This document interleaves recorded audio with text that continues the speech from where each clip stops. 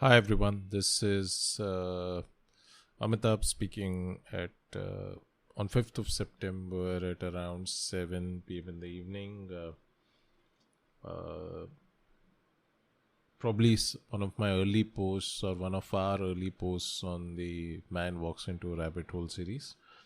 Uh, as I said earlier, some of these posts could, or said or wrote somewhere earlier, that some of these posts slash podcasts could be very long and some of them could be fairly small.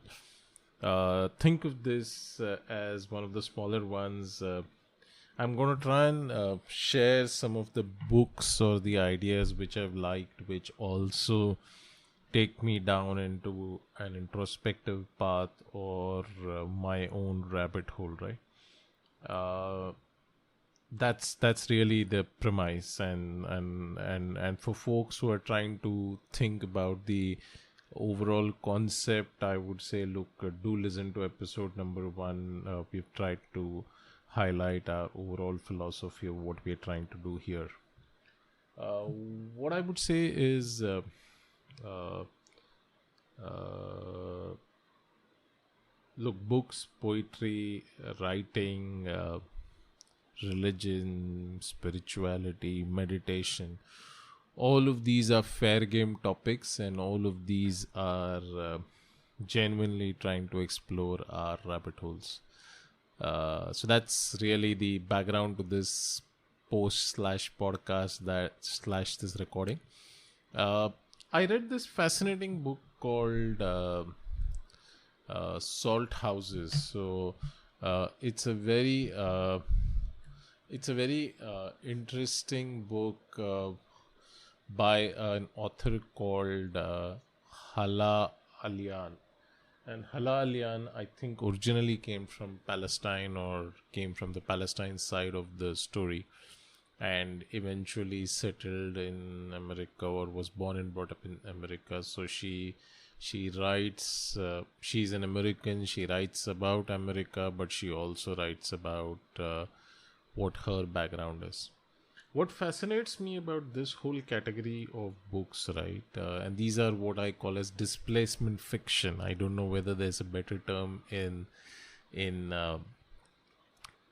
real life literature or in better circles, but in my head this is what I call as displacement fiction. And displacement fiction is essentially about uh, people who have been displaced, either displaced from their country or displaced from their identity or displaced from their situation or displaced from some aspect of their life, and how they come about and right. So the other one which I remember in this category, and there are many in this category, and I seem to like this category a lot, and we can explore, or I can explore, why this is important for me. But the other one which is probably got me started on this maybe 5-10 years ago was a very popular book which I'm just beginning to reread, which is called Far from the Tree by Andrew Solomon. A fabulous exploration of identity and what happens in identity, and why it impacts a person's psyche so much. Enough said on Andrew Solomon. Going back to the original point I was trying to make. So do read Salt Houses. Salt Houses by the author is really uh, uh, a simple book. In the broad premise, what it tries to do is it tries to take a family or a single family and explore its entire journey from the 1970s to close to 2015, right? And what it tries to do is it tries to take, actually, 1960s, so it speaks of the Yom Kippur War, or the Six-Day War as it's known as. It speaks about the uh, Kuwaiti attacks by Saddam Hussein. It speaks about uh, the attacks on Lebanon in the 90s, and if you read it, you will realize, or at least I realized, that it speaks a lot about the conflict in Middle East, right? And there's an immense sense of conflict in the Middle East broadly, or in the Arab world. And I say it really just as a matter of fact, which means I don't think the Arabs are responsible for it. I actually feel a strange kind of kinship with them in the way they have struggled, right? Broadly, I definitely feel a strange kind of kinship with them. So that's what Salt Houses is. It's a very simple book on the face of it.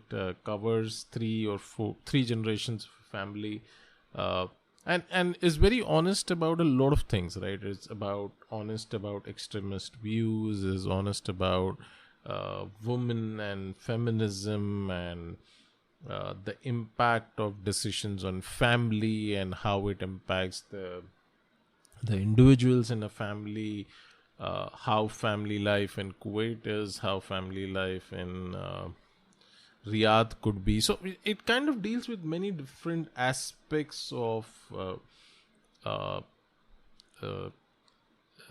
a Middle Eastern life, if you consider Palestine also Middle Eastern, which I think it should be. But broadly, it speaks of conflict, it speaks of displacement, it speaks of a great sense of loss, and all through the eyes of three different generations. And what's fascinating is, and I'm sure this has happened in real life, while this book is a fiction, what's fascinating in the fiction is I think people just see the world or their world crumbling down, and they pick up the next bits and start again fairly matter of fact. I mean, if you read this book as if it was a documentary, or as if it was a memoir, you would almost come to think that conflict and displacement is a part of everyday life in Middle East, which I don't think is fully true. But it will definitely make you think about it. It will definitely give you that sense. What I liked most, in addition to just the overall theme of displacement and conflict, and how a person or how an individual deals with it in their own ways, I think the second half of the book has some true gems. I mean, it has some truly fascinating pieces of ideas about loss, about sorrow, about how your past never really leaves you, right? I mean, it is always part of you. I mean, we can talk of mindfulness, we can talk about being nice, we can talk about being evolved, we can talk about being aware. But it's very hard to take a fractured heart or a fractured being or a fractured body and say, I'm going to move ahead. And that also resonated with me, right? I mean, I genuinely believe that it's very, very hard to sometimes repair what might appear to outsiders as very simple wounds. So your first heartbreak, as an example, right? And I always laugh and talk about this. A lot of people laugh and say, oh, what's so difficult about your first heartbreak? I've never really had one, but let's say I had one, right? What I've now come to realize is, while I've never really experienced what a first heartbreak looks like, what I've come to see is my life. And when I say heartbreak, I meant it in the context of love and companionship and those kind of things, right? But I have definitely had my soul, or have had my soul and my heart broken on matters which were important to me. So let's say maybe my work, maybe my startups, maybe something else, maybe a relationship which was very important. Let's say my relationship with my parents, right? And in all of this, what I've come to realize again, and I'm sharing this again, this is a rabbit hole journey, right? So what I've come to realize is, it's very, very hard to repair, unless the repair is a natural process. So it's very hard to underestimate or understand somebody else's war. And like I always used to joke, and I not joke, but this was a favorite statement of mine at some point, that what happens in Aleppo or what happens in Syria is pretty much only understood by a Syrian or an Aleppo, right? It's not understood by you and me reading New York Times or worse Times of India. I mean, that's not a proxy for understanding the world. I mean, you want to understand the world, I think you have to walk in the shoes and you have to experience it yourself. And I think each person in the same circumstance takes a completely different understanding or outcome out of this. That's really my 2 cents about Salt Houses. So I'll repeat that. The name of the book is Salt Houses, Hala Alyan. I believe it came out somewhere in 2017, 2018. I've been late in reading it, so I think it's been with me for some time, and I've read it late. I just wanted to speak for a minute or two more, right? So, while I identify with the sense of conflict and displacement, I also have to make a full disclosure, because it's a rabbit hole and we're talking of contradictions, right? At least a few of my closest friends, or not closest, but at least good friends, are Israelis, and which means they are from Israel. They're not just Jews, they're Jews who live in Israel. Now that's quite strange, right? For somebody who's reading this or listening to this, I mean, he or she is going to think, look, you can't have a plague on both your houses. I mean, to use Shakespeare's famous line, right? My sense there is that, look, I actually think even Israelis have a strong sense of displacement. I know it's hugely debatable and it's politically charged and it's a problem and it's a tinder and it's explosive and all of those things, but I think even Israelis have a displacement problem, I mean, in their head. Especially Israelis who still have their grandfathers or grandmothers and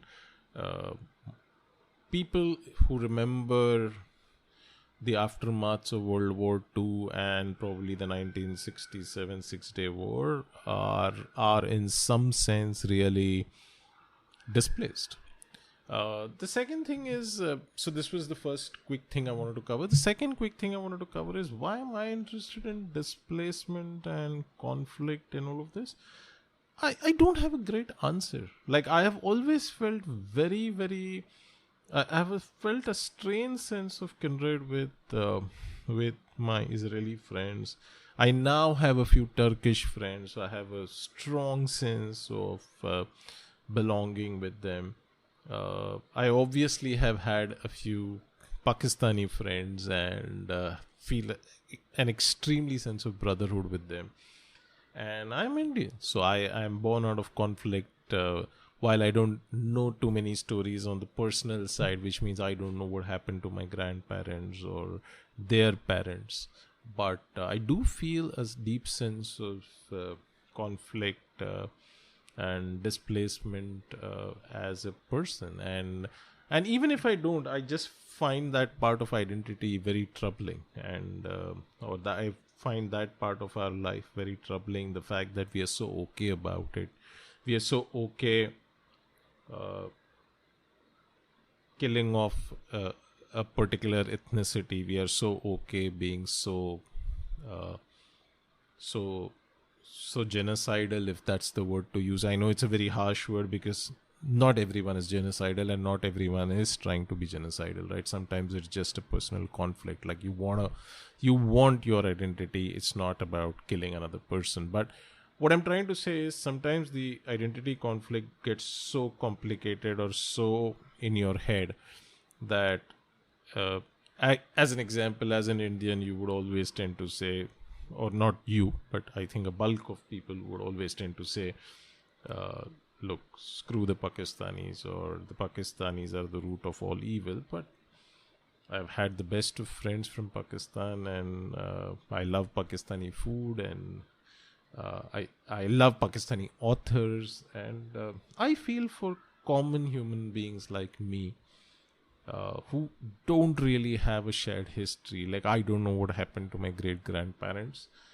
I don't see a sense of conflict with Pakistan, right? I actually see a sense of kindredness, a sense of they almost feel like my brethren to me. So enough said. I think, look, we'll revisit this at some point, and the whole idea is I do want to talk about some books, not all books that I read, which are associated with the rabbit hole view, right? So these could be books on science, this could be memoirs, this could be fiction.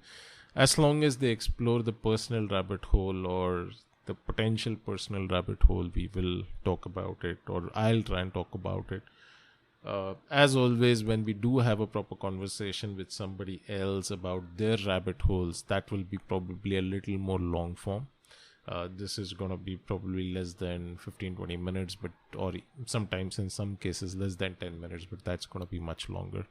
That's really it from me. I'll sign off. I'll call it a wrap up today. It's been a fun is actually, sorry, that's a wrong phrase to use at a wrong time. It's not really been a fun day, because it's been a grim book to read. But I have enjoyed, or I feel there will be a lot of learning as we begin to share this. Look, I want to explore my rabbit hole with others, right? And I want to see what others come back and tell me about my own blind spots, which I know probably I'm full of blind spots, right? I'm probably embellished with blind spots. So do write in. I am, or we are amitabh.mwrh@gmail.com, which is amitabh.manwalks into a rabbit hole, MWRH, amitabh.mwrh@gmail.com. I'll try and start a Twitter thread as well. So, but do write in, do talk about this. These are early days, but it'll be good to start those conversations. Thank you, and it's a wrap up. Thank you.